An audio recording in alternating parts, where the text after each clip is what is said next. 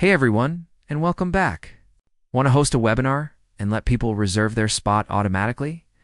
In this video, I'll show you how to set up a group event in Calendly for your next webinar. First, log into your Calendly account.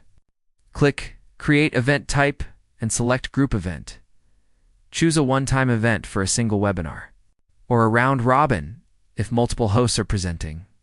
Name your event, like Social Media Marketing Webinar, and set the duration.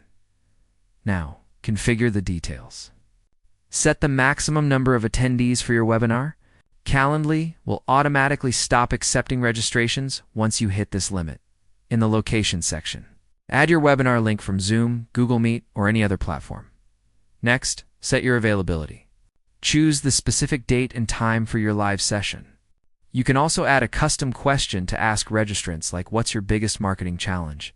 When you're done, save and share your unique booking link. Participants can now sign up directly. Calendly will automatically add the event to their calendar with the webinar link. And that's it. You've just created a seamless registration system for your webinar that handles everything for you.